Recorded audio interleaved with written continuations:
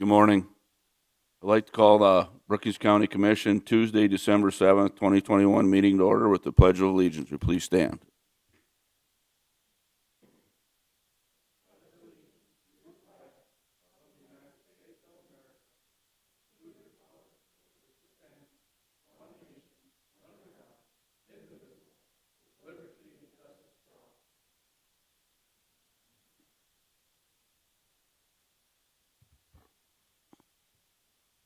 Item number 3 on the agenda is an invitation for a citizen to schedule time on the commission agenda for an item not listed. Is there anybody present? There is none. Move on to approval of the agenda. Do I have a motion to approve? So moved. Second. I have a motion and a second. Any comments? Hearing none. All in favor signify by saying aye. Aye. Pose same sign. Motion carried. Item number 5, consent agenda items. Approval of the minutes, approval of travel requests, approval of personnel action notices, approval of cellular authorizations, and approval of the human services report. Do I have a motion to approve? So moved. Second. Motion and second. Any comments? Hearing none, call the roll, please. Pierce, Aye. Bartley, Aye. Krogman, Aye. Boersma, Aye. Jensen. Aye. Motion carries. Item number 6 is routine business, approval of the claims. Do I have a motion to approve? Move approval. Second. Have a motion and second. Any additions, corrections, or comments? Hearing none, call the roll, please. Bartley, Aye. Krogman, Aye. Boersma, Aye. Pierce, Aye. Jensen. Aye. Motion carries. Item number B, department head reports. Brian, would you like to go first?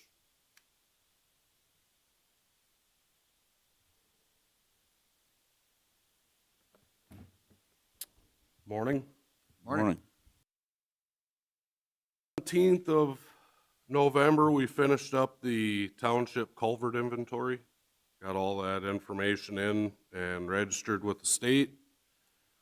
And on the 18th, I attended a Brookings Municipal Utilities 34th Avenue South between 8th Street and 20th Street South pipeline preliminary design meeting. And what they're looking at doing is running a water line down 34th Avenue to 20th Street from 8th Street, where there's their water treatment plant right by LG Everest.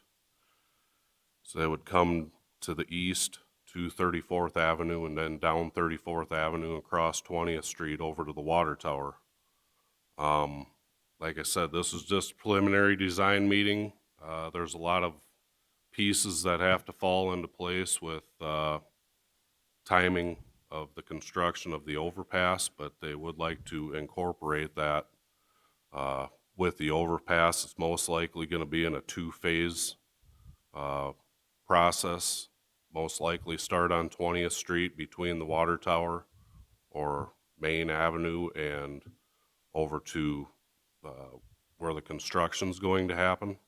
But a lot of pieces have to fall in place yet, but just to forewarn you guys, they are looking at having to excavate up a pretty good chunk of that 34th Avenue. So, Then obviously we repair it. yeah, that would be part of the project too.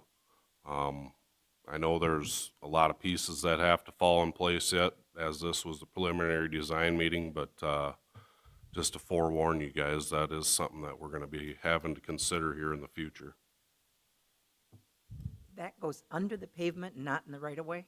It goes under the pavement. There is currently a sanitary sewer that runs down the middle of that corridor, but they would be looking at the placement of that pipe, which is a 20-inch water main, between the fence line and that sanitary sewer. So it would be the east or the west portion or the southbound lane of that road they'd be looking having to excavate up. But depending on soil conditions out there, they may have to tear the whole road up. And their plan would be to be doing that at the same time we're constructing the interchange? They were going to coordinate that with what's going to happen on the interchange, but I believe that pre-con meeting's coming up. I'm not sure. But there's a lot of pieces that have to fall into place before we'll have a schedule with this. Does anybody else remember this? We are not anticipating that the interstate where the interchange goes will ever be totally closed. One lane will be open during the whole construction process. Did we have that comment made in here once per meeting? Nobody The else only remembers? question that I got in regards to that, Leanne, was right at that intersection, there is going to be a turning lane, so that intersection of 20th and 34th will be completely excavated out at one time when it gets to that phase of that. But the trucks that service the businesses in Aurora will still be able to go down to 32nd and get where they're going, right? 32nd. Go over to, Highway 14 bypass and then get onto 32nd and head Or where they're supposed 34th, yeah. So we'd have a route. But if the interstate's closed and 34th is closed, that's problematic.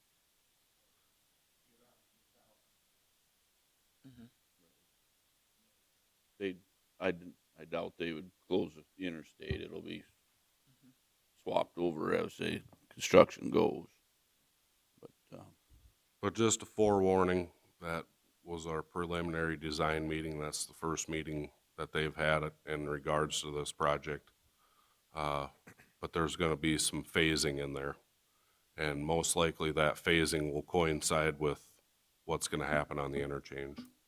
So if we're tearing up any substantial part of 34th Avenue that's in the county, and we've been having some problems with 34th Avenue and water, would we be able to fix those at the same time?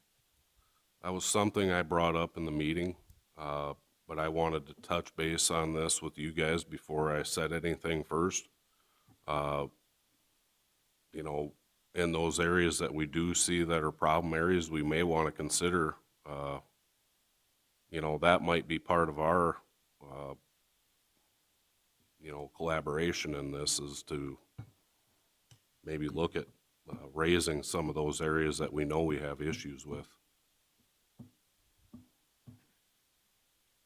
I guess it isn't something that I have budgeted, so that would be one thing that we'd have to take into consideration when this project would happen. Keep us posted on it. Yep.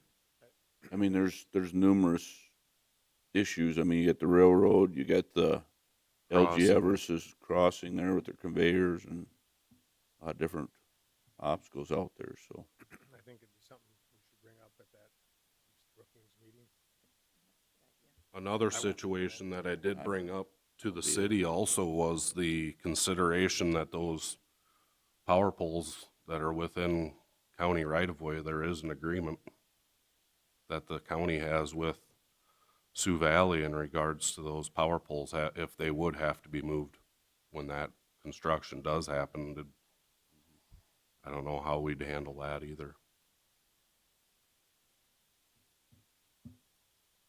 So it was something I told them that would need to be taken into consideration if those were affected for their water line placement, that they'd be responsible for the costs.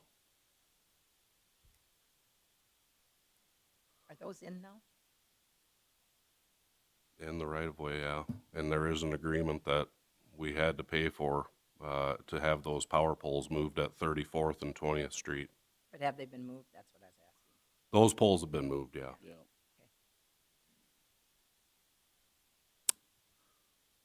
Moving on here, on the 29th, we switched back to our winter hours, Monday through Friday, 7 a.m. to 3:30 p.m. Now that we have a little bit of our second dash of snow here, it's probably a good thing. We're losing a lot of daylight. Shortly here, we'll be turning around the other way. The 30th, the highway department is now officially fully staffed. We had quite a few absences due to some employees out with family leave and some other vacancies, but now we are fully staffed. We held a staff meeting and took some of our new guys around yesterday and reviewed their routes. So it's nice to be fully staffed. On the 30th, I was down and visited the Sinai Bridge. Stacy, did you get that picture added? I don't have the best picture, but they are out of the water on the first bent they've been working on. They were in the process of removing the cofferdam and moving to the west, and that second cofferdam will encompass that second bent that will be in the water, and they'll be completely out of the water hopefully shortly. They're hoping, with any sort of luck, they'd be out of the water by Christmas. So they're moving along pretty good now. I kind of knew what happened. They had some other projects they were trying to finish up towards the end of the year there, but now they have 3 crews on site, so things should be moving along pretty quick. Aside from that, we've been doing some tree removal over near the Sinai area, working with landowners and getting some trees removed out of the right-of-way, staying busy. Thanks. Thank you. County Development Department, Bob.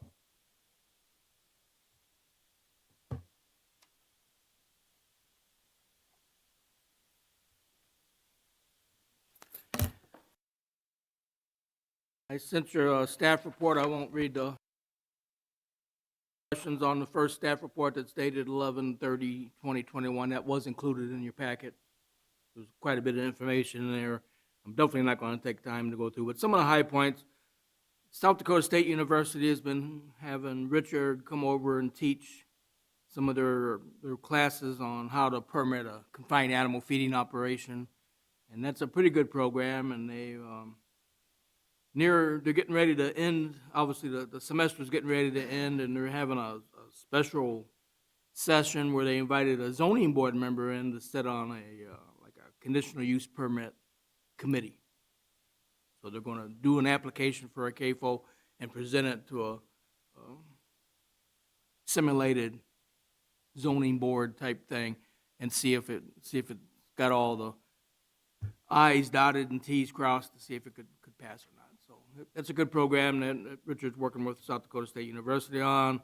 And any questions on anything else on that page? Then I did fly into Atlanta on December 1st. I put a paper on your desk today showing everything that happened during that conference, and it's quite interesting. That was the large urban caucus and the board of directors meeting, and the biggest thing that I got out of that whole meeting was, and this statement was read like 100 different times. It stated that funds used in a manner consistent with the interim final rule, while the interim final rule is effective, will not be subject to recoupment. And that was put out over and over and over and over, and to include when the White House representative was there and the whole 9 yards. So the consent, the whole flow of the meeting, whether it was the big cities or the board of directors, is don't be sitting on your money. Just, you got the money, you got the temporary rule, interim rule out, use it and go from there, is what they're recommending. I did meet a Julie Ring. Apparently Commissioner Krogman knows a Julie Ring and Commissioner Bartley both, and she said to send her regards. She's working actually for the Minnesota Counties Association, if I'm not mistaken. So, and I did meet one gentleman that knew Commissioner Boersma, but unfortunately I didn't write his name down, but he met you in Salt Lake City. So, and let's see, we had a joint jurisdiction meeting last night. Wellhead discussion came up, dealing with things like irrigation wells, and do we want to put grain bins up, and if a house burns down, can it be replaced? And, the zoning board hasn't made a recommendation on the joint jurisdiction ordinance yet. We probably still got 2 more meetings before the zoning boards will actually vote on it and send it to you elected leaders. And we'll see. I mean, that's a wild card if I've ever seen one there. And some people's asking questions, some people are not asking questions. So you just I just don't have a warm, fuzzy feeling on that part yet. I can tell you they are going to have a joint jurisdiction planning board, which means I'll have my planning board that we got now, Board of Adjustment, and then the city has theirs, but then we're going to form a new one, is what the proposal is, a combination of those. So to only deal with the joint jurisdiction stuff. So we don't have to pull my whole board in and the city's whole board in to deal with the joint jurisdiction. There would be its own board assigned that would do its own. And we had a gravel pit, conditional use permit on an existing gravel pit. We just extended it to 5 years last night, and then we had a plat come in, and that's about it. I do appreciate the opportunity to go down, and I did renew my FCC license for the county public works repeater, we call it. Any questions? Thank you. Question, Bob? Marty? We do have a handout. Dustin from the Outdoor Adventure Center gave us a report. You can read through that. He does have a event going on the 16th and 21st out there. Join us at the County Adventure Center. Camel, Santa will be there. I think 4-H is sponsoring the hot chocolate. A light show out in the parking lot and stuff. So keep that on your calendar. With that, move on to scheduled agenda items. Regular business. Item A, action to approve resolution number 21-51. Bridge Improvement Grant Program Resolution authorizing submission of applications, structure number 06-150-215. Do I have a motion to approve? Move approval. Second. I have a motion and a second. Any comments? Yeah, this structure is located on County Road 19, or the golf course road down there by the Lake Campbell. This was recently derated last year. I believe some of the damage probably came from when we were constructing the bridge down on 77, but we are looking at, this would be a replacement with a box culvert. Any questions, Brian? Where exactly on? There's Golf 3 course? bridges out there. Right. We had one that was redone, or Yep. There was one that we had gotten a preservation grant for, or the South Bridge. And then there's the Sioux River Bridge to the north. This would be the middle of the 3 bridges. you said box culvert is what? Yeah, we'd be looking at, we're applying for box culvert on this one for replacement. How does that affect that Maderi drainage? Is that? This one's just kind of a relief between the two when the water is high. So there's really no flow with the main channel. It's just a relief. So it's more of a high water Yep. area to collect high water and then run Correct. through the road at that time. But Yep. when we don't have high water, it's probably just pretty much dry. Yeah, currently right now, there's water sitting underneath this bridge, but there's no flow through it.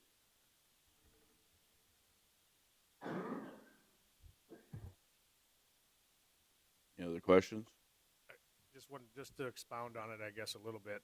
We have, depending on what happens to our, Maderi Township issue, would you ever anticipate that if it stays the way it is and we're not allowed to do the Maderi Township dike there and put most of the water into the channel, would you expect this bridge then to handle more water as we move forward? Because I'd hate to undersize it now.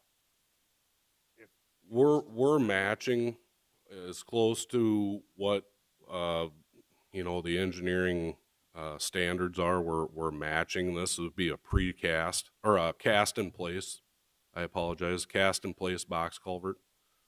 So the height will remain the same.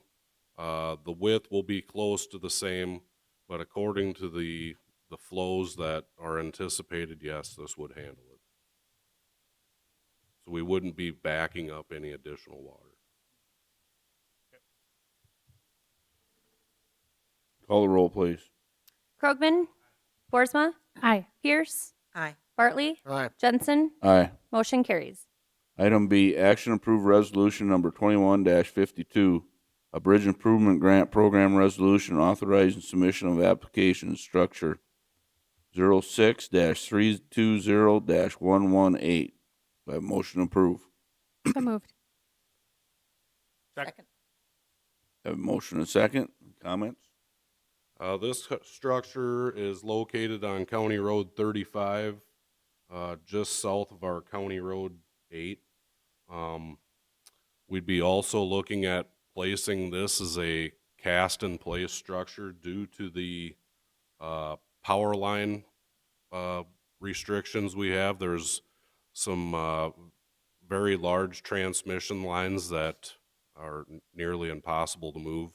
So these structures that encompass around those areas, we do have to look at other opportunities such as these cast-in-place structures due to the fact that we can't get a crane in there.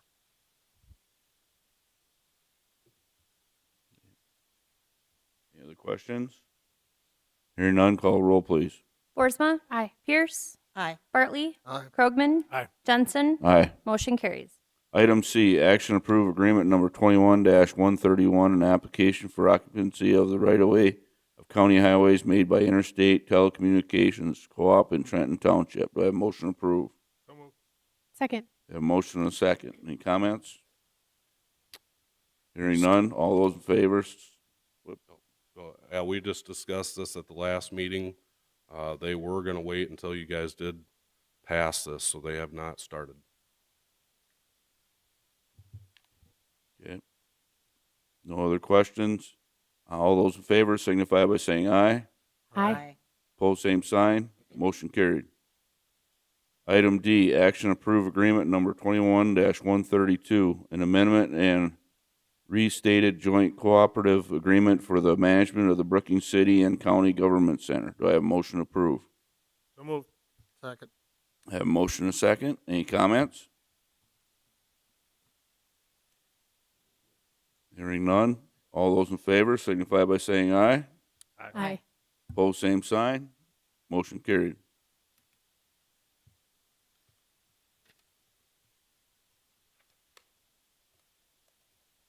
Item E, action and approve agreement number 21-133, and a memorandum of understanding between SDSU Extension and Brookings County for 2022. Do I have a motion to approve? So moved. Second. I have a motion and a second. Any comments? In reviewing past MOUs, really the only change that I saw was under the personnel and financial responsibility. They reference 1.0 or a 1 FTE appointment. In the past, it said 100% time in Brookings County. That was the one language change that I noticed between what we've past agreements and this year's agreement. So is that the advisor or is that the staff? That's the advisor. So, and then the dollar amount, the 21,136.53, that amount is what we are paying them for Sonia's salary, and that is the budgeted amount for 2022. Any other questions? Call the roll, please. Pierce? Aye. Bartley? Aye. Krogman? Aye. Boersma? Aye. Jensen? Aye. Motion carries.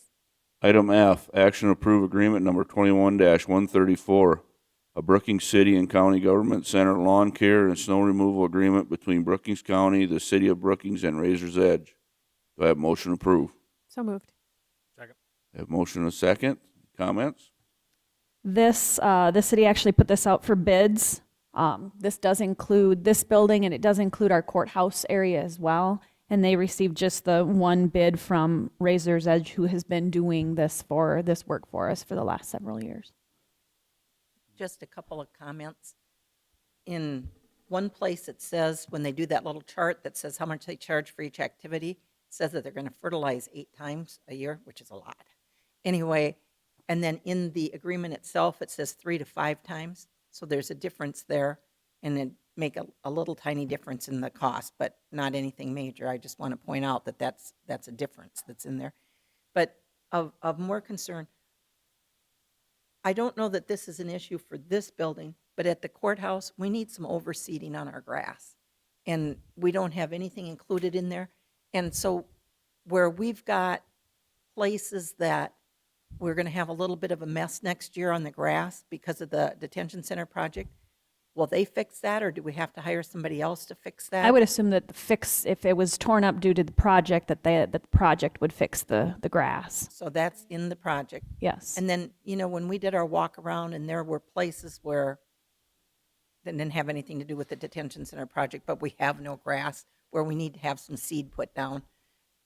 Can we include something like that in this, or how do we get that taken care of? I think we could visit with Austin, just have a conversation with him and get his opinion on it and see if he can do it. I don't know that it needs to be part of this agreement. This is the contract for upkeep in snow removal. But I mean, if we're asking him to do some additional things, I think we just have a conversation with him and get his opinion on it and what might work and whatnot. So I could certainly do that.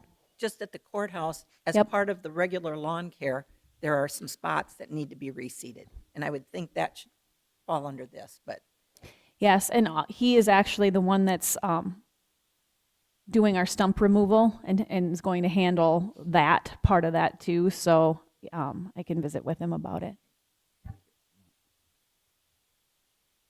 Any other questions? I have more questions, sorry. So do we need somebody like this doing anything out at the BCOAC? Right now, Dustin's doing all of that, right? How are we handling that at the BCOAC? Razor's Edge goes out there also. So we've got that on a separate contract? Yeah. And do we bid that out separately then? It's per hour basis, I believe. Yeah, I don't know that we bid it. Dustin has kind of taken on a lot of that work himself with the snow removal. And basically, I think it's kind of on an as needed. They call Razor's Edge to come out, is my understanding, isn't Well, it? Dustin wants to try to control his budget a little bit, Mhm. because obviously he looks at income and expenses, and he tries to balance both to try to, not lose as much money or try to get to the point where he's break even. And he feels that he can, some of the small snow removal stuff that him and his employees can take a shovel to and get that done. And they still do the lawn care, but they're not doing the shovel unless it becomes a large thing where you need a snow blower, you need equipment. We don't have that. But I think if it's anything they can handle with a shovel, they'll handle it themselves. After that, they'll call Razor's Edge to come in and do a sidewalk blowing off or removal or something. So Yeah, he takes care of the sanding of the sidewalks and stuff and then too. the parking lot Yeah. is done by Razor's Edge also, and that one is something that Dustin can't handle. So that is done on a hourly or as needed basis. Thank you. Any other questions? Hearing none, call roll, please. Bartley? Aye. Krogman? Aye. Boersma? Aye. Pierce? Aye. Jensen? Aye.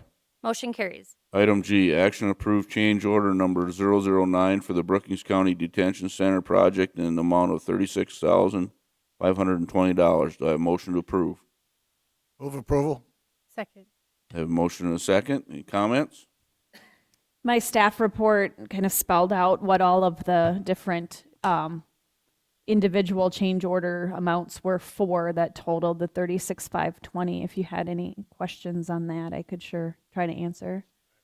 Well, I'm fine. I guess I'm fine with this one. But last meeting we had one where they wanted a change order, and we said no. Yep, and they agreed to take that out of contingency. Yep. Good. Yep. No further questions? Call the roll, please. Krogman? Aye. Boersma? Aye. Pierce? Aye. Bartley? Aye. Jensen? Aye. Motion carries. Item H, action approve retail on-sale liquor licenses and off-sale wine and cider licenses.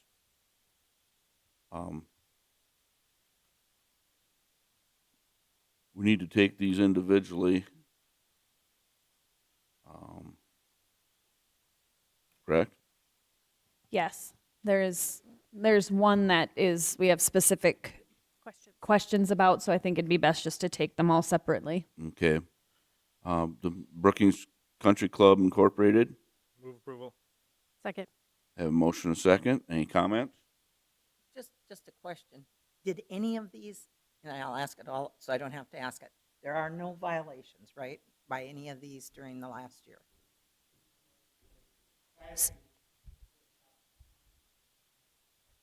Right. Skyview has a violation.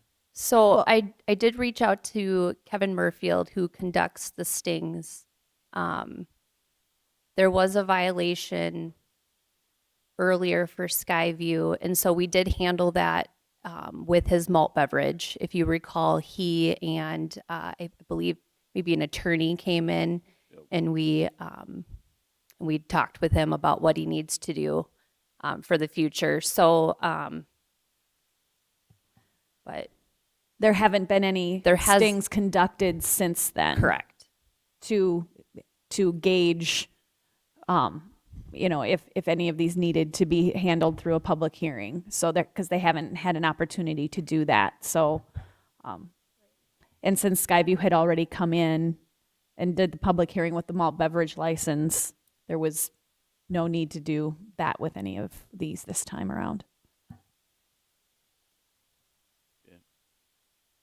I have a motion and a second. Any other questions on Brookings Country Club?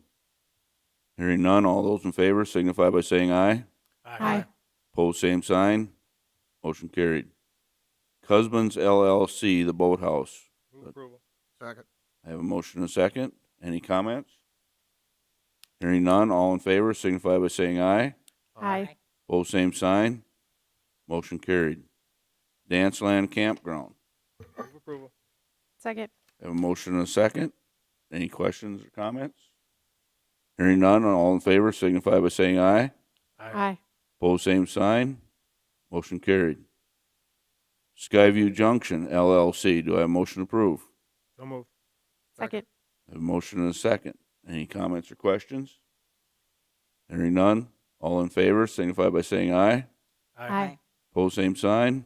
Motion carried. Smokin's Pub and Grub LLC. Do I have a motion to approve? I guess I'll So make a- I know that this business was in question. The board did not renew their malt beverage and South Dakota farm wine license this past July. So that was not renewed. I know it's been in question on whether or not this license has been actively used by Smokin's Pub and Grub. Per Wendy, I just talked to her when she came in to drop off her application a week ago, and she did state to me at that time that the business was open from July to October. But that's about all she said.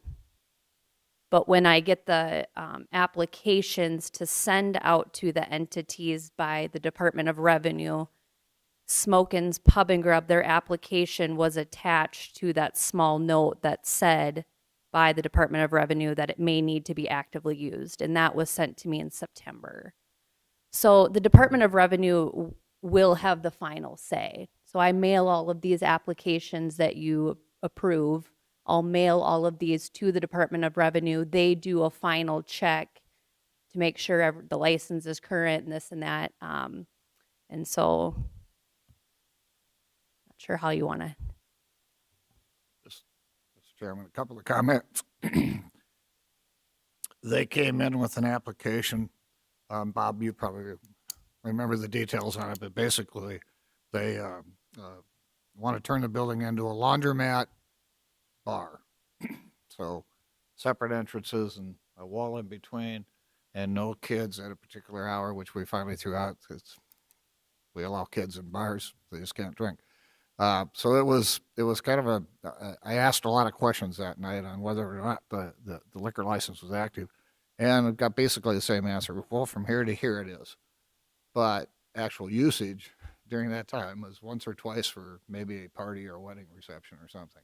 It wasn't used open Wednesday, Thursday, Friday, Saturday, or Sunday. It's been closed. So it's only been open 1 day or 2 days at a time, and that's been about it. So it's not actively used, in my opinion. And if they have 3 years to use the permit we gave them for conditional use for the laundromat. And I think what they were basically trying to do is say, well, it'll be open, it'll be as a laundromat, and we'll have the bar, but so it's actively open. But they have 3 years to put the laundromat in, if I'm correct.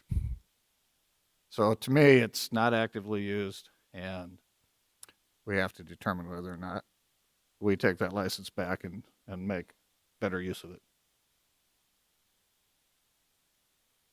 I guess the question I have is there any establishments looking for asking for a license? We did have one business before that had reached out about it, excuse me, and that was Sade Vineyard.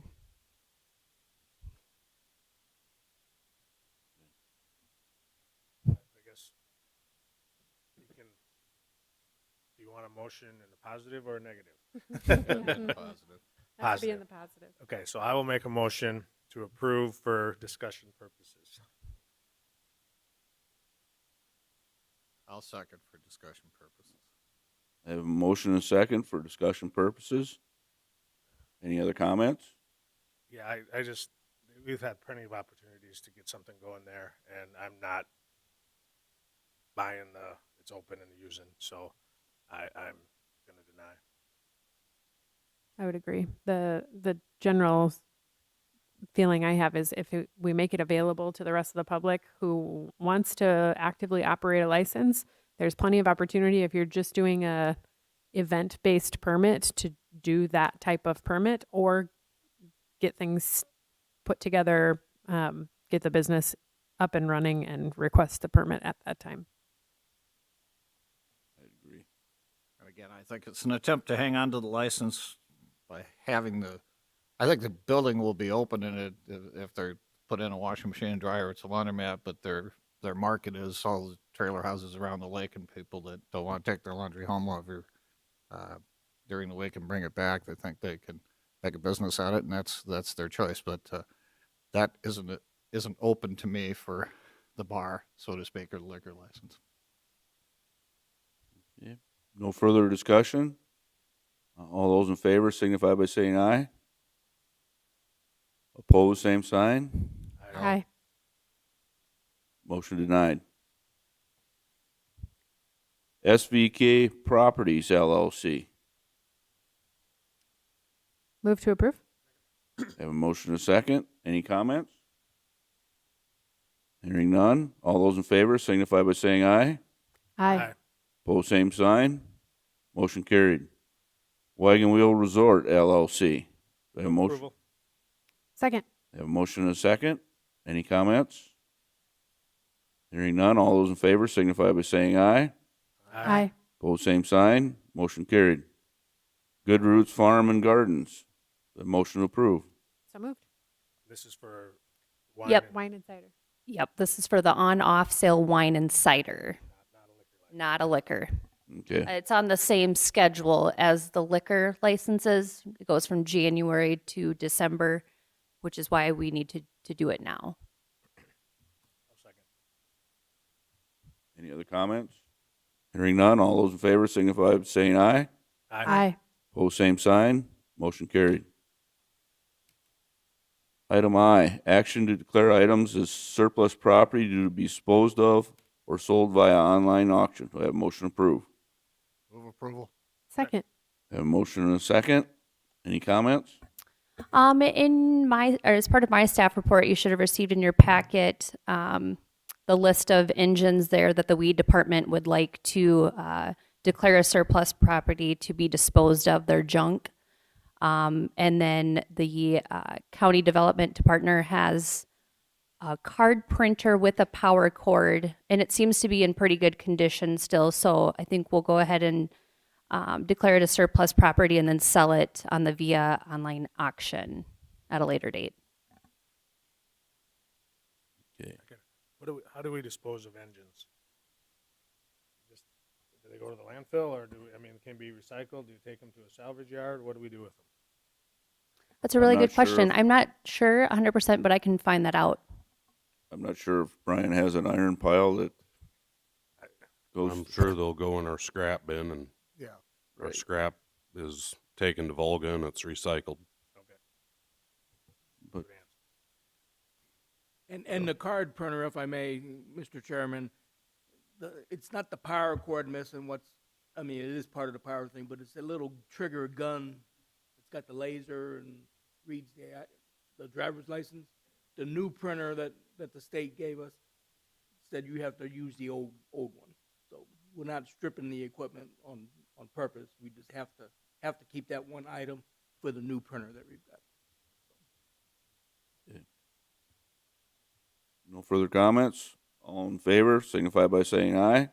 Aye. Pose same sign. Motion carried. Item J, action approve a request to fill vacancy for the administrative assistant in the sheriff's office. Move approval. Second? Second. I have a motion and a second. Any comments? Hearing none, all those in favor signify by saying aye. Aye. Pose same sign. Motion carried. Item K, action approve a request to fill vacancy for a corrections sergeant in the sheriff's office. Do I have a motion to approve? So moved. Second. I have a motion and a second. Any comments? Hearing none, all those in favor signify by saying aye. Aye. Pose same sign. Motion carried. Item L, action to approve a request to fill vacancy for a deputy sheriff in the sheriff's office. Do I have a motion to approve? So moved. I have a motion and a second. Any comments? So the reason you're seeing one for a deputy and then the next one is for two deputies, this was a current position approved through the pay plan that needs to be. The next two are new positions, so we thought we'd handle them separately, so. Okay. Any other questions, comments? All those in favor signify by saying aye. Aye. Pose same sign. Motion carried. Item M, action to approve a request to fill vacancy for 2 sheriff's deputies in the sheriff's office. Do I have a motion to approve? Move approval? Second. I have a motion and a second. Any further comments? Hearing none. All those in favor signify by saying aye. Aye. Pose same sign. We received the COPS grant, so that's going to. Exciting. That's great news. Item N, action to approve a request to fill vacancy for a court security deputy in the sheriff's office. I have a motion to approve. So moved. Second. I have a motion and a second. Any comments? Hearing none, all those in favor signify by saying aye. Aye. Pose same sign. Motion carried. Item O, action to appoint Paul Weiss as a BCOAC archery range volunteer to the Brookings County Outdoor Adventure Center Advisory Board for a 1-year term. Do I have a motion to approve? So moved. Second. I have a motion and a second. Any comments? Just that Paul had been previously the archery range a volunteer on the board and has agreed to do another year term. All those in favor signify by saying aye. Aye.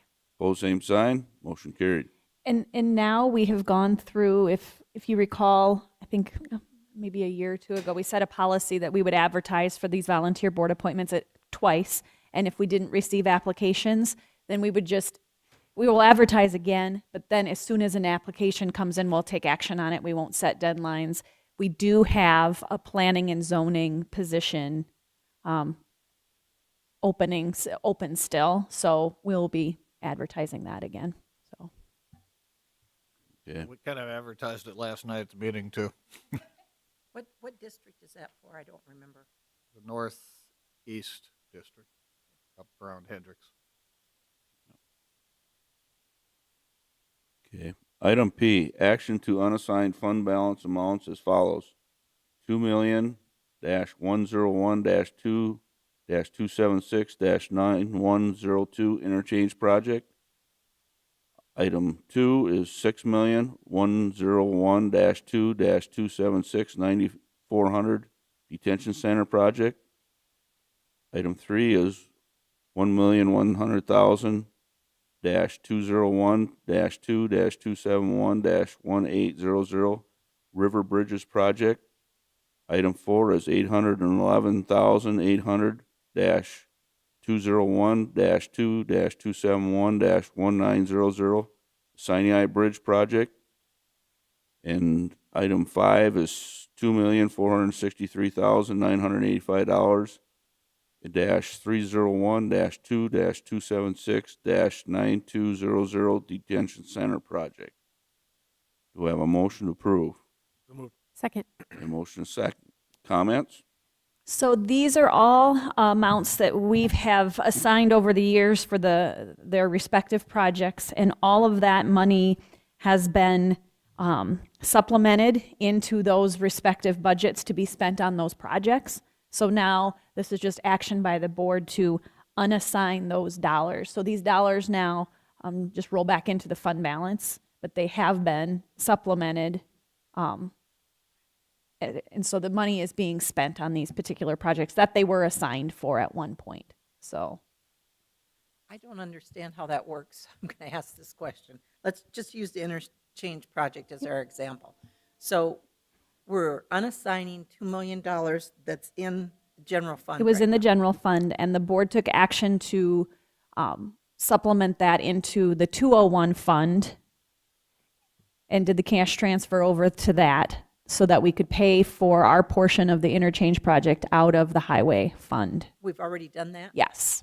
Okay, so that money now that we are on cash basis, okay, that'll, at the end of the year, that $2 million, which most of it we haven't spent anything. Right. Okay, so let's just say the Yep. whole $2 million's there. Yep. That whole $2 million will move into just the general 201 fund. Yes, and then I'm going to sit down with Brian at year end, and then early next year, we're going to have to do a supplemental budget hearing to pull that out of, because it rolls into fund balance, right? Anything that goes unspent in whichever fund that it's in rolls into fund balance.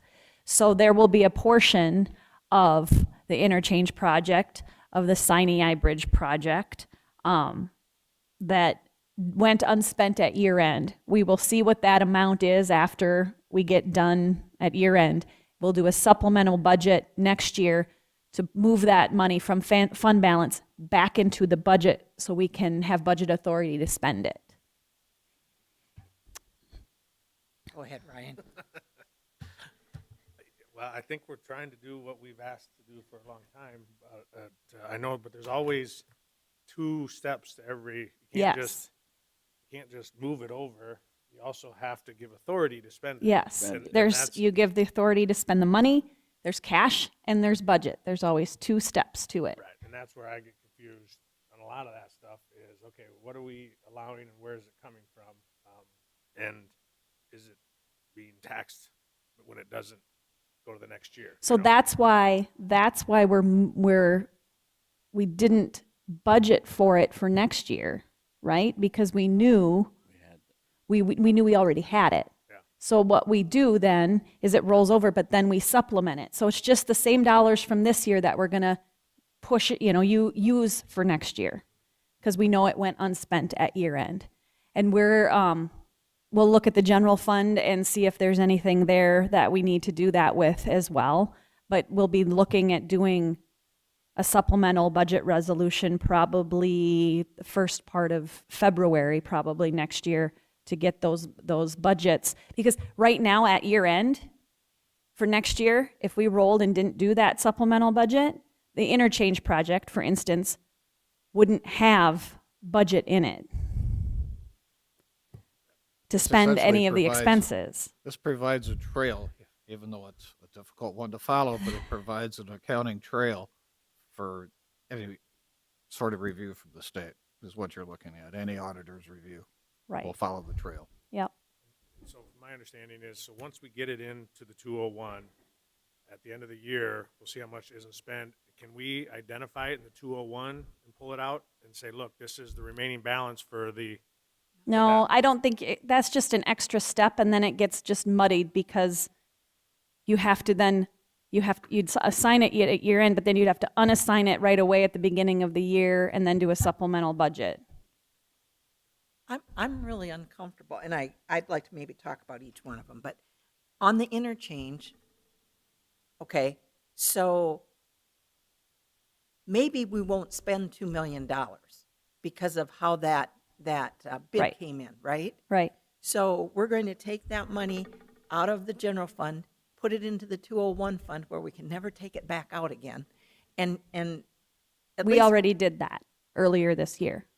okay, so when we do the unassigning, it gives me a comfort level, and I just want to know how that happens when I can watch where we've got assigned money we've got it saved for something. So when we put that money into the 201 fund, how do we know how much money we've spent on the interchange project? Because there is an expense line that says interchange project, and Does you that can see. show it- up and in it- our- Yep, and it'll show up in the expense budget in 201, and you can see that at partway through the year, all of a sudden it got budget of $2 million. And so we've been expensing every bill that we've been getting for the city from the interchange project has been coming out of that budget line, so you can track it. It's a specific line in Brian's budget. And that's in our packet, so we can see it? Yes, it should be in the expense. Well, I think you might see it in the finance officer's report when she gives you the revenue and expense information. When we have our next meeting, I see other people kind of shaking their head. Would you mind just pointing that report out to us and say, this is how we're going to be tracking these projects Sure. then, so that we know what we're looking at and what to look for? Yeah, Because it Yep. also be processed through the regular claims, if I'm not mistaken. yeah. correct? The bills go through the regular claims and they get approved that way. Yeah, Of course, but you can't look at something and say, okay, we had $2 million, we now got 750 left by looking at claims. I mean, you just can't see where you're at on spending down Right. what you've yeah. planned for. Does It this- might be appropriate to just go ahead and ask Finance Department if our interest is the interchange project for the $2 million. Just give us a report on that particular line item and expenditures. If your question is on Detention Center, River Bridges, Sinai, whatever, those particular projects that we're moving money, if you want that individual report, just get that so we can look at it. Yeah, I mean, anything that's like the interchange project, the river bridges, I mean, that's all been spent. The Sinai Bridge, we're spending some of that down. I like think on that has its own budget line too, doesn't it? The Sinai Bridge? No, that comes out of the 422, I believe. Is it or- professional services? No, it's, we have a separate line item. Oh, for big grants. Yes. Yep, the big grant line. So, And yeah. I just- Isn't these 11-digit numbers, isn't that tracking towards So those 11-digit numbers are 201, the fund balance. Those were the fund balance, assigned fund balance Right. numbers and then that, you got your 201 and you got your 301, yep. So, 301 is the building fund. right? And we move that money into the 304, the jail project fund, so we could spend it. Okay? The 201s, those were the bridges. We still had that money assigned for the river bridges, and that project's done, and we're working on the Sinai Bridge because those were assigned within the 201. Detention Center, that's similar to item 5. We had money set aside in the general fund for the Detention Center project, and we've been doing supplemental budgets, resolutions, and then we've spent, of the money that we had, it was 9.3, I believe, million in there, give or take. We've moved 6 million over to 304 to pay for bills for the Detention Center project. So we unassigned that amount now in the general fund. So we still have about 3.3 assigned in the general fund for the Detention Center project, and we'll keep an eye on that next year too, as we need it. We'll be moving some additional dollars over. And the interchange project, that was done earlier. I think the discussion at that time was, where do you want to see the bills for the interchange project come out of? And at that point, you said the highway fund. So we had to unassign it and then move the cash and then give it budget in the 201 fund to pay for the interchange project. Because the money you had set aside for that project was in the general fund initially. So the utilities pole that we moved out there came out of Correct. that fund then? Yeah. I believe that was the only expense that's been expended out of there. No, we've been getting There's some two. additional, Okay. we've been getting bills from the city for that. Engineering stuff has Yeah, been billed. engineering expenses for it. So yeah, there's been more that's come out of there.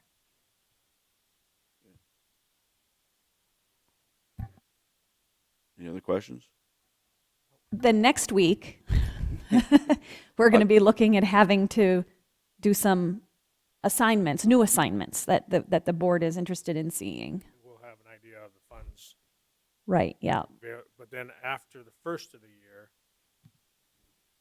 when fund that is not spent off of budget goes back into fund balance, that will change again then, right? Yes, at year end, anything that goes unspent rolls into fund balance. But hopefully, if it's been accounted for, that we can itemize that out to know that it's accounted for. Right, and that's a discussion that I'm going to have with each department.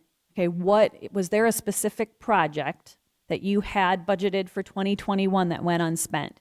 Because if so, then we can do a supplemental budget, and it would be a fairly lengthy supplemental budget. And there's going to be some in Bryan's. I know specifically there's going to be some in Bryan's because of the Sinai Bridge and the interchange project, but maybe there's some other things that happened in other departments that I'm not aware of.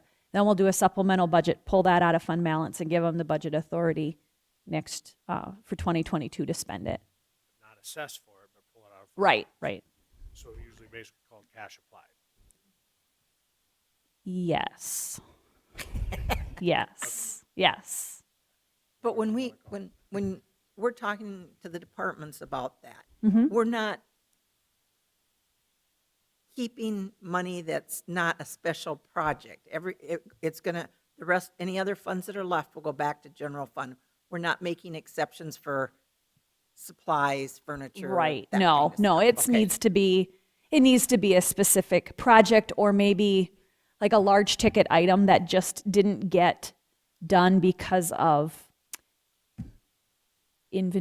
lack of inventory this year of certain things, like we wanted to spend it, but it wasn't going to come in time because now that we're on cash basis, it ends a lot sooner. We don't have payables into the new year. So there's things like that. And I'll just have that discussion with the departments. But I'm not looking at supplementing every dollar that went unspent. No, it has to be, we'll talk through it, and it has to be something very specific. I'm thinking a project or a large ticket item that went unspent.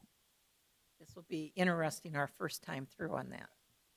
It'll be a little bit of some growing pains, but I mean, Brian did this when it was cash basis in Yankton, and it worked, and it works, and almost 98% of all counties do cash basis. So it does work. It's just going to be a little bit of a learning curve here this first year.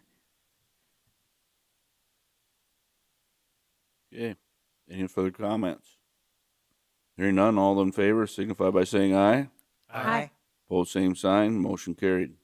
Item Q, consensus to advertise for a supplemental budget public hearing. We have consensus.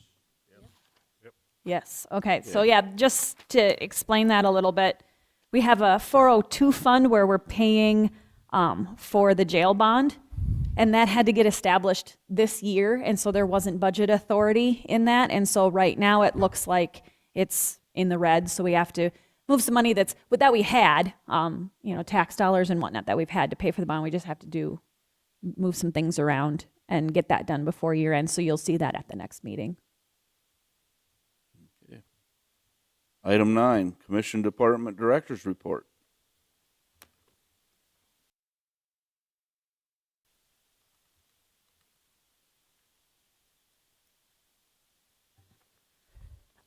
First thing, I guess, if Commissioners Pierce and Boersma want to help with this discussion a little bit, I think the city was looking for some direction, and again, because we're on cash basis, it's not going to happen before year end anyway. But in looking at 2022, part of the discussion at Joint Powers Board was the veneer replacement project for this building. We've been doing some things, putting some metal capping. I mean, for instance, you can kind of see that at the back of the room here on the edges, but there's some other areas of the building where the veneer needs just to be replaced with a new product that's going to handle things a little bit better here in this building. We got a quote of $142,000 for the entire project, and of course that's split with the city 52-48. So our 52% would be about $74,000. The city had indicated at Joint Powers that they'd be interested in doing the project. They have some funds in order to do that project. We talked about phasing the project maybe by floor, but Commissioner Boersma indicated that might increase the expense of things. And materials may differ slightly if you do it in phases, things like that. So I guess looking to the board, if there's interest in doing that project, of course it'll be a 2022 project. I think we would be able to find the funds to do it. I would figure that out. So the question I had on that is, where are we sitting on contingency? Because I think we've got money in contingency at the end of this year, and I just want to understand how this process would work. If we decide we want to spend $75,000 to get the veneer project done all at once, which is what I support, could we take $75,000 out of contingency for this year and put it into our building fund, assign it for this veneer project, so we'd have the money next year and wouldn't have, because it's not in our 22 budget?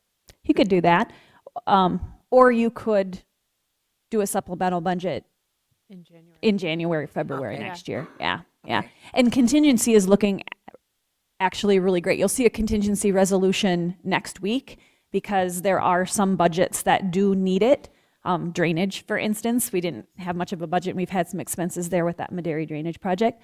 But yes, I think you could do it either of those ways. It saves a I couple think steps. it might be cleaner to do a supplemental budget next year because What would we take the money out of then? Where would it come from? Because we've already done our budget for next year. it would come out of fund balance. You could either take it out of general fund and move that cash over to 301, or I can look at the fund balance in 301 and we might just be able to do it right within the 301 fund. Okay. So, Either way, that contingency dollar will come out of fund balance for the general fund.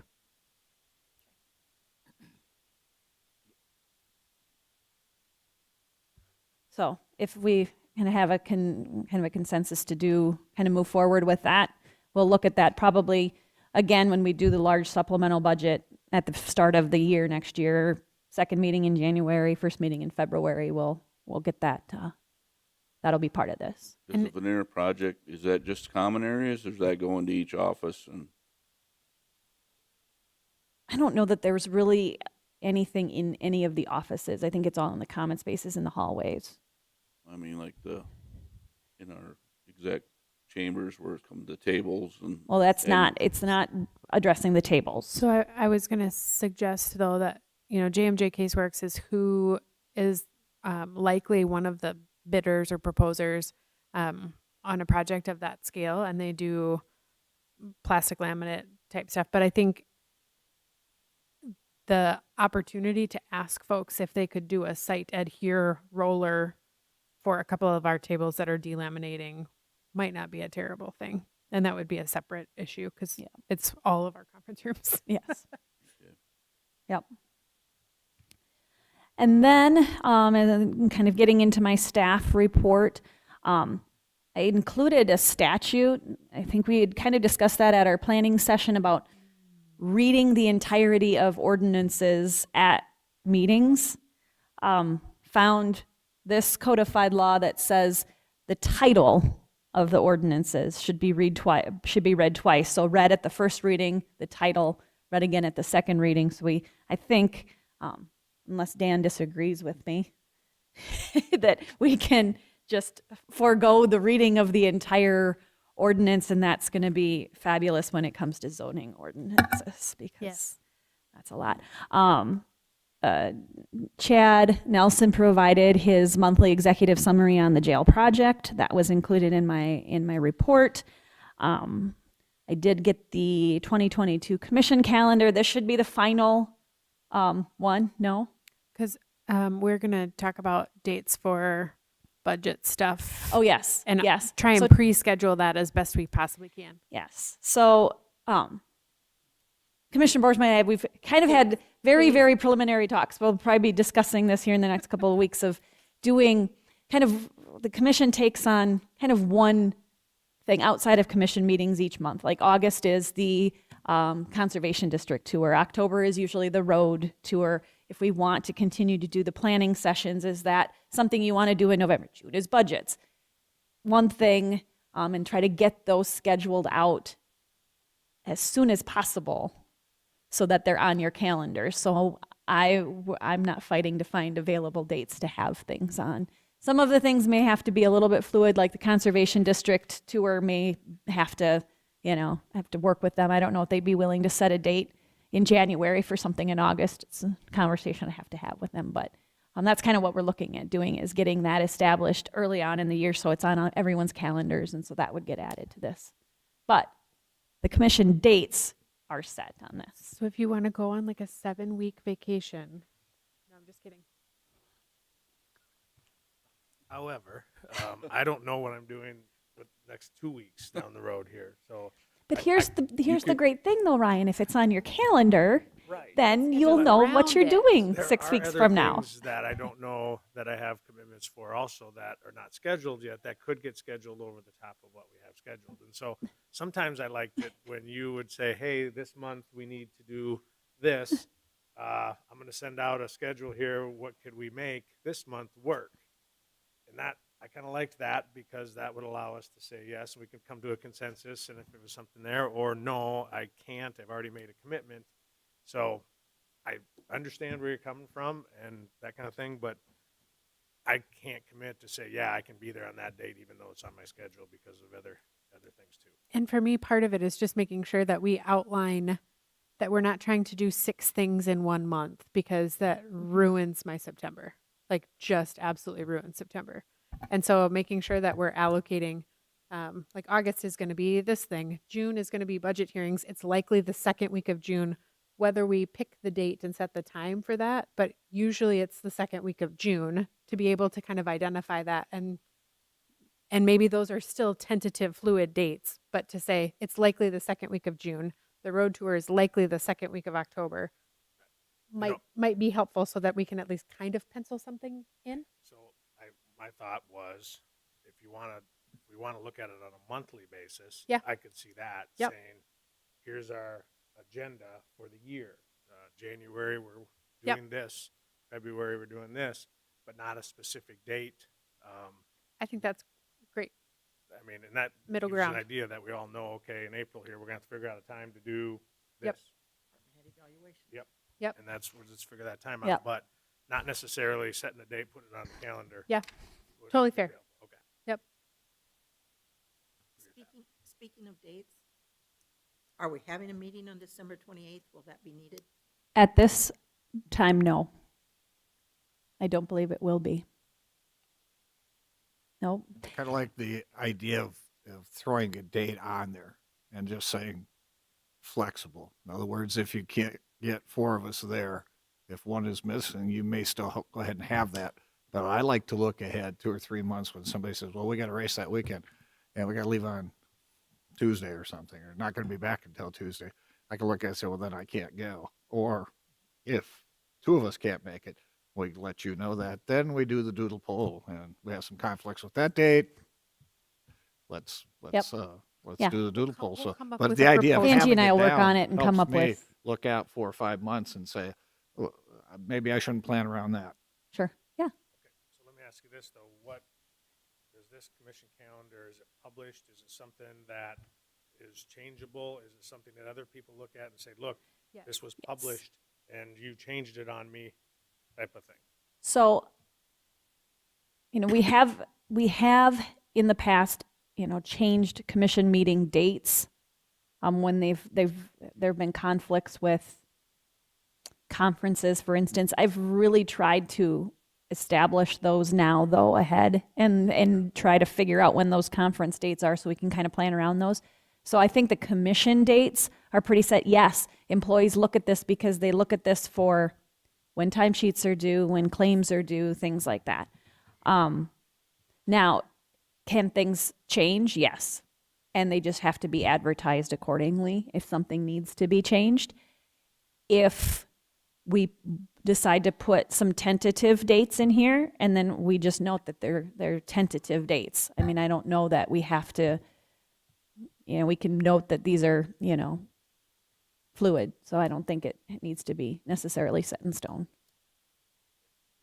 Because everything, things change, things get canceled. I mean, life happens. So We'll probably start with just the rough outline of knowing when budget hearings need to be, when staff evaluations need to be, because those things are really consistent. They're just not consistently scheduled.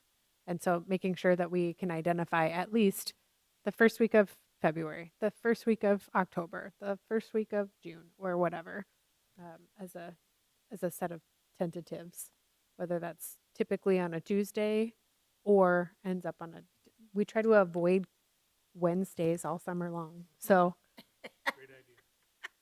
so trying to make sure that that's a thing. Mornings. It's fine. Mornings. It's fine. okay, so also included with my report was the invitation for the East Brookings Business and Industry Association annual meeting coming up on the 13th of December. That's next Monday. And then some dates. Tonight is the Ag Appreciation Banquet out at the Swiftel Center. That starts at about 5 o'clock. Wednesday for there's a couple of you that should have received the information for the Zoom link for the Chamber Pre-Ledge Luncheon if you said you wanted to do that. If you did not receive that email, let me know because I have it and I can forward that on to you. The jail open house is this Thursday. There will be a chamber ribbon cutting ceremony at 4:30 as part of that open house. There's no expectation that you all have to be there the entire 4 hours, but it'd probably be good to, it'd be nice to have you there for the ribbon cutting at 4:30. There will be some photo opportunities and whatnot then. So that's going on this Thursday. I mentioned the East Brookings meeting on the 13th. Some upcoming holidays, and then looking out into January, Brookings Day at the Capitol is January 19th. That's all I have, unless you have additional questions for me. Larry, will you be at the East Brookings meeting?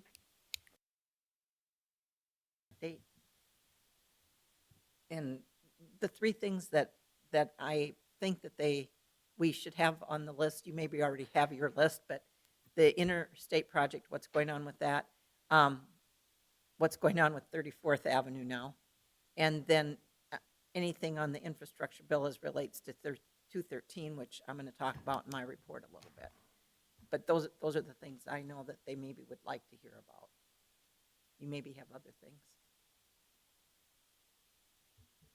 There was,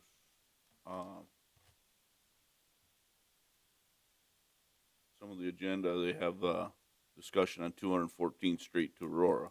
That's what I meant was 214th. I'm sorry, I said 213. I meant 214. So. Okay. Anything else? State's Attorney's Office report. So I attached two orders that our office was bond violations that this person had committed. There was a $35,000 bond that had been posted. He was found to be in violation of bond. And so after proving those bond violations to the court and then making argument to the court as to why that bond money should be forfeited, Judge Elsher forfeited $15,000 of the $35,000 bond, and then that's payable to the general county fund. So I was just bringing that to the commissioner's attention, that that's $15,000 extra that will be into the budget next year. And so when we're doing budget next summer, I may have a $15,000 request to either put into a diversion programs or something that will go into kind of what we're doing with maybe some of the more alternative diversion type programming with that $15,000. So just putting this on your radar. But it's a good win for the county. I mean, obviously, anytime you can get bond money forfeited back to the county, I think is a positive. This is very rare. I was talking with Commissioner Pierce about this. It's not very often that you see this type of a dollar amount being forfeited. Routinely, there'll be maybe $200-$300 that'll be forfeited for failure to appear on like misdemeanor offenses, but to get a several $1,000 bond forfeiture is few and far between, which is why I wanted to bring it to the commissioner's attention. So. Thank you. Commissioner reports and discussion items. Commissioner Pierce? On, we had the joint powers meeting, and Stacy's talked a little bit about, well, the big thing was the $75,000. And I'm not sure, did we reach a consensus on that? Okay, so we're good on that. And then just a couple of other things that came up during that meeting is Sean talked about the fact that the IT stuff in our building is getting so old, and he thought that probably going down the road, we needed to think about having $30,000 to $50,000 in the joint powers budget for updating IT in our building. And so that's something that we'll have to think about in the future.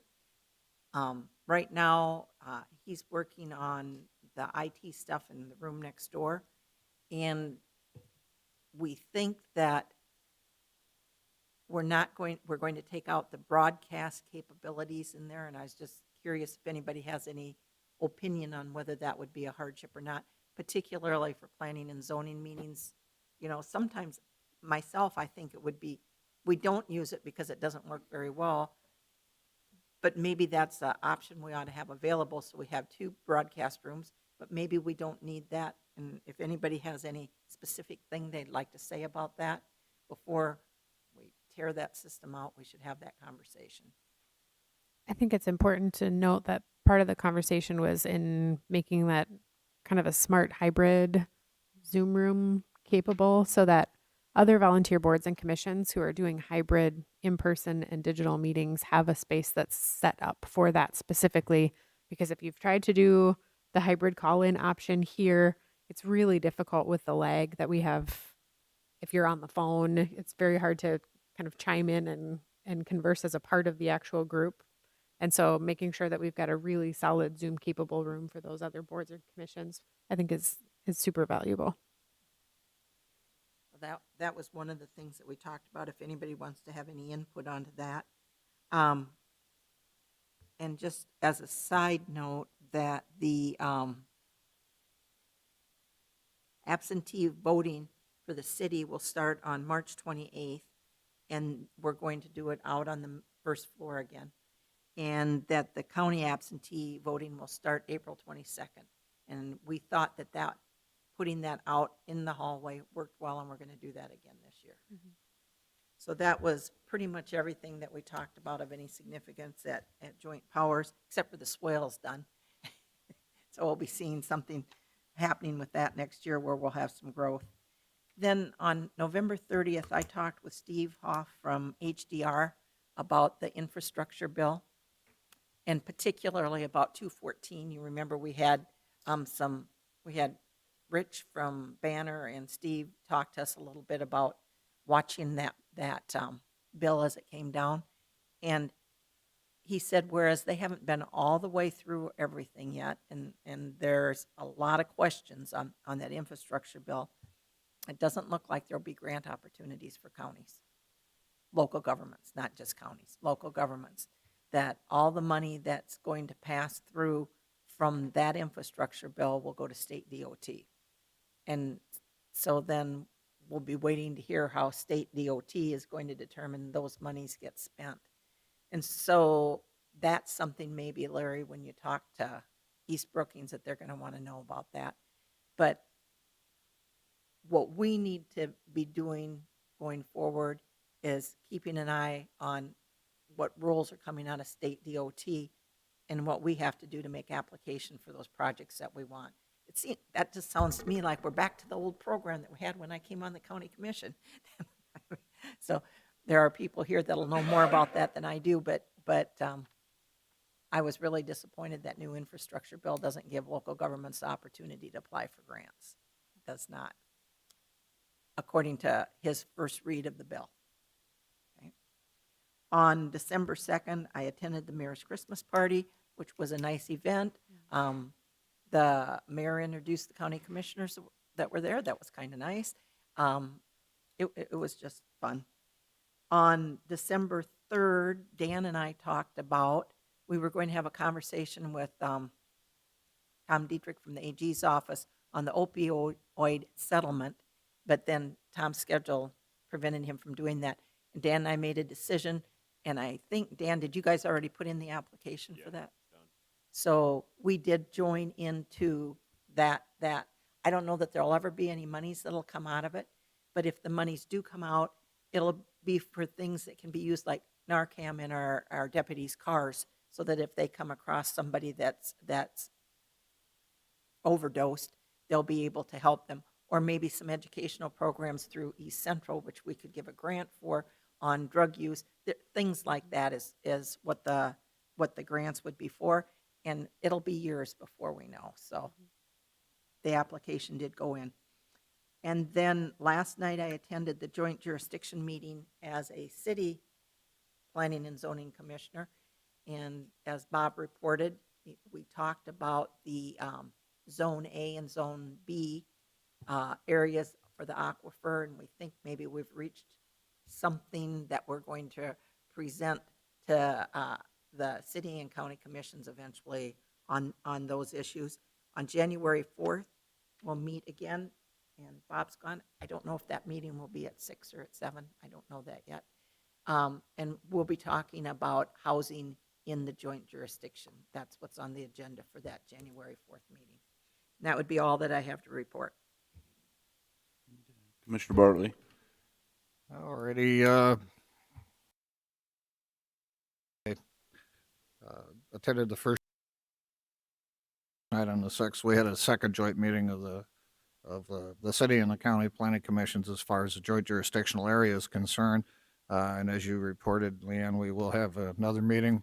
The aquifer protection area was thoroughly vetted, I think, last night, and I think we did come to some agreement on how we're going to move forward with that.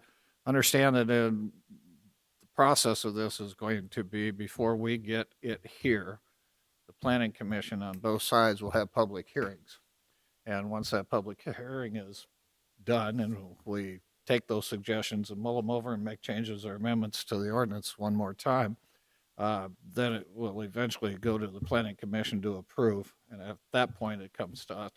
And at that point, we will have public hearings on the same ordinance. So the process, while it's been more than 2 years, I think, that we've been in this process. Bob's gone. I can't tell him for sure, but at the same time, we're probably looking at another year to get through this.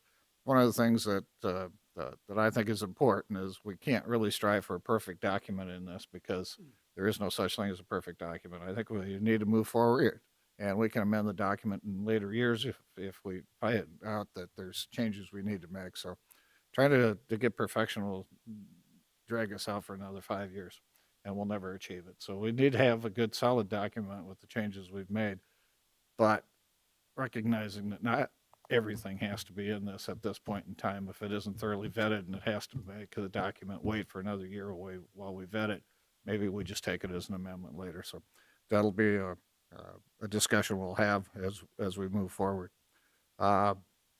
Detention Center had a couple of meetings. The mayor's Christmas party, as noted, we had some county commissioners there. I think we had more than the city council had there. But am I wrong? Okay, I was thinking we did. All right, so The detention center meetings, obviously, we are having the open house. There are cleaning crews over there right now, cleaning the place up, and it should be spick and span.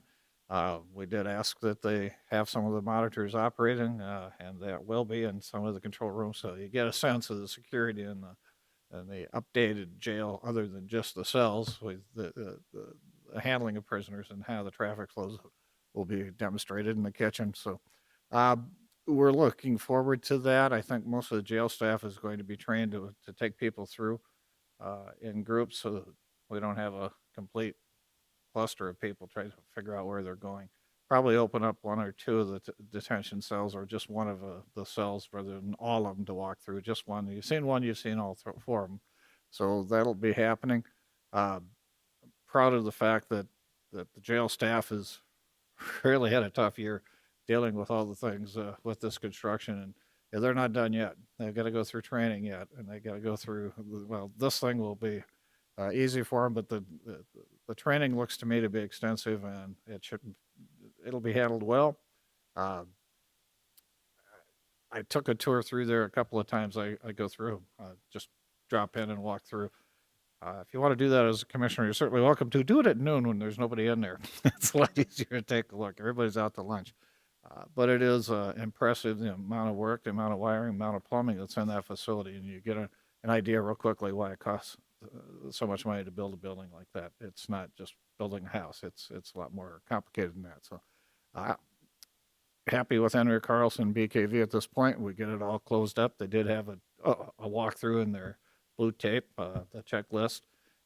Most of the things that BKV found were also things that Henry Carlson had already noted, so they just topped on top of it and gone through it. So I think that's going well. And I see there was a demolition team trailer over there that we can't really demo the other one until we get the inmates moved, but and that'll be shortly. So that's my report. Just a couple of add-ons to what Mike Sure. said. Does everybody know that they're and Stacy just mentioned it. and Stacy, everybody that's coming for public stuff, because it's a big building, there are a lot of different places, there are doors. Do people come in through the Sallyport door on the north then? Is that what they're I saying? think we'll have to put, Marty's not here, we'll have to put some signs up in, that kind of direct people to where to come into, I think. Directing them from the courthouse parking lot, or, as they come through, I'm guessing they'll kind of come either side of the church from the 1921 parking lot, if that's where they choose to park, and we'll just have to have some signage up, or people out there kind of directing traffic, so. But it is the Sallyport doors that Y- people should go. Yeah, I Well, think. they'll actually be, the Sallyport doesn't have a door other than the garage doors, and you can't open those. They're coming in another door in the booking area, that side door and they'll probably take them into the Sallyport area, so they're not standing outside in the cold, and they'll form groups and take them through the booking area, around, and then back out the other side on the east, that door, back into the Sallyport, and then let them make their way out that same door they came in. So we'll see how that traffic flow works. Apparently, there's one other door down there they can get out too. So there'll On the be west. hopefully a one-way flow and back out again. They'll get to see the Sallyport, and it'll be heated, and rather than, because I'm not exactly sure if the temporary doors will be down by then. The wood frame plastic things. So, we'll see on Thursday. Mr. Krogman. November 16th, Tech Committee for our housing study. It was the first meeting, had good turnout, so that was good. On the 22nd, Commissioner Pierce and I met with Lori at the finance office for a little bit. Also, Brookings County Housing Meeting had their meeting. We had a special meeting to approve the utility allowances because they kind of came in late. They have to do studies. And there was an adjustment on the allowance of natural gas because that has gone up. And so we approved those, so those can be ready for the first of the year. We had our BCOC advisory board meeting that same day and just went over everything and how things are going, similar to the report you have there. Again, we're getting good showings from all of our board members. We're getting a quorum. we did have some discussion of when we were going to have meetings again. You know, we've always had meetings once a month because we've always had issues come up on a regular basis that we needed to make decisions on. We're kind of getting into a little bit of a place here now that it's Dustin's has his employees in place. We've got all the problems hopefully smoothed out, and do we need on a monthly basis? And so I think we're going to be looking at, we got a meeting coming up here in the next week or so. We're going to look at maybe putting a bi-monthly meeting, and then an executive committee together, that if something comes up in an emergency, Dustin can call the executive committee, we can make a decision, but have a bi-monthly meeting. And that will have to also change our bylaws, because we don't have an executive committee put up for that, and that kind of stuff. So we're going to be looking into that next meeting, but I think that's a logical next step, because, you know, he can send a report out just like he does for us on a monthly to our board about how many people have been there and different events that are going on. But do we have that many decisions to make anymore? And right now, the answer is kind of no. So we're looking at that. But otherwise, it's been a good year for the BCOAC. And like I said, we'll have one final meeting here, and I think in a week. On the 29th of November, I was at the Joint Growth Partnership Joint BEDC meeting. That was called by the directors of both organizations there, and I'm a member on the Growth Partnership representing the county. And it was more of a discussion of the collaboration of the two entities moving forward, and the space out there at the research park, and working together on different things. And I think it's a good time to do that. I know the city's looking into the funding of those there, and I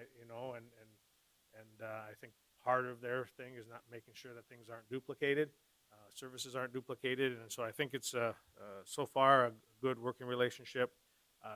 Tim Reed's the interim director there for BEDC, and then Dwayne Chapel is the director of the Growth Partnership. But yeah, it was a good meeting. It was more of just them giving us a presentation of things they're working on, and that was about it there. So then also that East Central Brookings meeting, I will not be able to be there. We have a Brookings Health year-end meeting at the same time. So hopefully, I was going to say, one of you guys can be there to give updates. That'd be great. That's all I have. Commissioner Boersma. My list is long, so I'll go.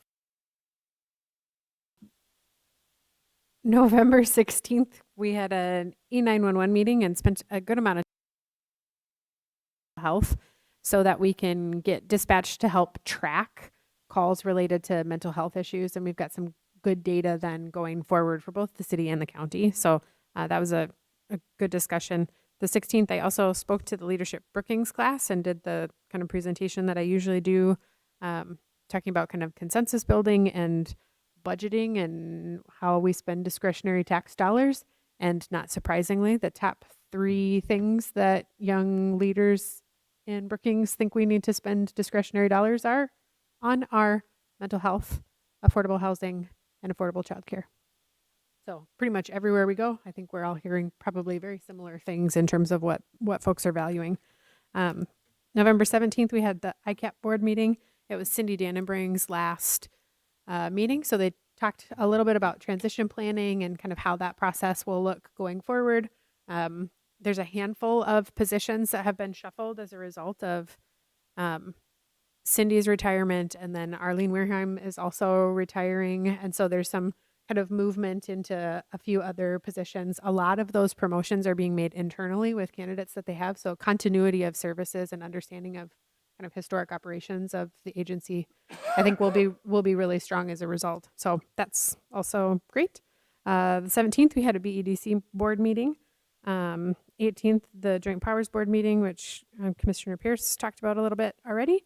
The 18th, I presented to the Leadership South Dakota class that they created a cohort specifically for those in state government, and sort of gave a little leadership spiel. The 23rd, we had a BEDC strategic planning retreat session number 3 that was really about board development and kind of setting some strategic goals for how we move forward in 2022. I think that was a really productive session. About 2/3 of the board was there for the meeting. And I think we've got an awful lot more clarity about how we need to continue to move forward so we can be a little more focused in our efforts going forward. So that was great.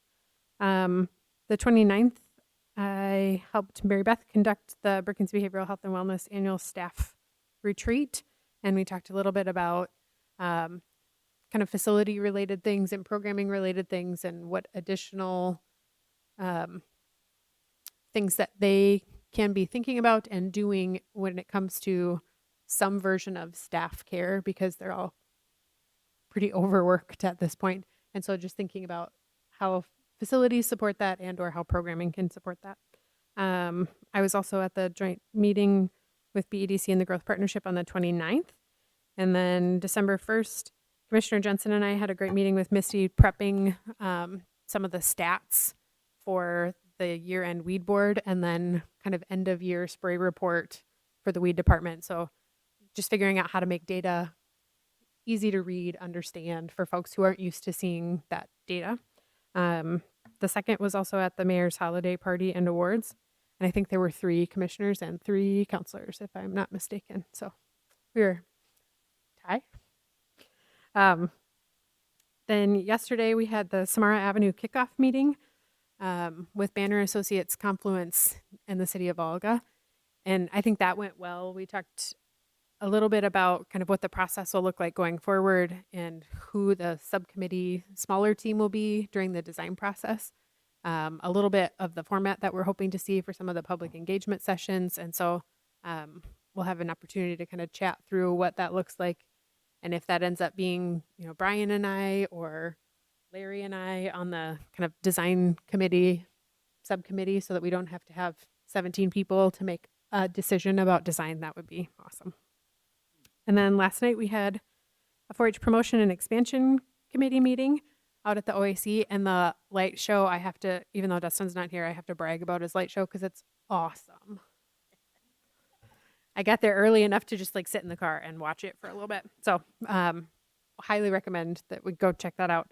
But the 4-H promotion and expansion committee last night specifically talked about the kind of career conversations curriculum that they're starting to work on, so that 4-H project areas align with the career clusters that students are exploring in middle school and high school, to help them understand how 4-H project areas can help inform their educational and career exploration process. And so that's part of the emphasis for 2022 that Sonia and other extension staff are working on. I think it was a super productive meeting. So that's it. Thank you. I have a question. Yeah. Sorry. BEDC? Yeah. Where are they at in hiring? There's an executive committee meeting on Friday this week to talk through the candidates. They had a short list of 4 applicants from the first round. I believe there were a dozen or more applicants in that first round of applications. And so the short list of 4 was going to be kind of initially discussed with the subcommittee, and I think they're bringing that back to the full board on Friday in executive session. So, yep. There will be opportunity for some version of constituent meeting. So all elected officials will likely be invited to some version of a constituent presentation or a gathering or something. So. Thank you. On the 16th, I had a 911 meeting. Commissioner Borsman briefed me on that. After that meeting, I met with 3 individuals from the DOT. Dan Martell, Cliff Rauer, and I forgot the third man's name, when our discussion was on the Highway 14 and County Road 23, the Aurora corner. We had a brief discussion on what's going on out there. After the meeting up here at the conference room, actually went out to the intersection and looked things over. And while we were there was, I'd say, a medium amount of truck traffic and traffic going in and out of Aurora. They noted it. They say, they asked me, is it this busy all the time? I says, well, this is kind of a downtime. The local farmers were not hauling that day because the harvest was complete. They agreed they're going to do some work out there. There'll be probably some rumble strips next summer put in on 23 coming up to the intersection. They're going to put some flashing stop signs in. They're also going to work with the landowner to the north west of the intersection to hopefully figure out some type of snow fence or whatever to try to keep some of the snow off the intersection and in the area there. And also, they may put a application of like a seal coat, of a high friction seal coat along that grove there where the frost causes the slippery road conditions, and they'd be able to put this application down there, which hopefully would help also. So they're looking at it. They're going to do a few things. There'd be no cost to the county, they said. So a step in the right direction, I guess. So after that meeting, I had, I guess we into the next week, OAC Advisory Board meeting. Brian gave you an update on that. I've had numerous compliments on the light show out there that Dustin put together, and hopefully on the 16th and 21st we can get some people to come out there. Santa Claus will be there, and 4-H is providing hot chocolate and stuff for the attending. So, and then on first met with Misty with on weed matters along with Commissioner Boersma, and then on the second we had the jail meeting, moving along quite well, and we discussed numerous items and the open house. And I apologize, I did miss the Samara Avenue kickoff meeting yesterday. I completely spaced it off. So, and I was the one who requested the meeting. I felt bad about that. So, so with that, move on to item number 12, executive session in accordance with South Dakota Codified Law 1-25. Now, do I have motion to enter an executive session? So moved. Have motion and second. All in favor signify by saying aye. Aye. Opposed, same sign. Motion carried.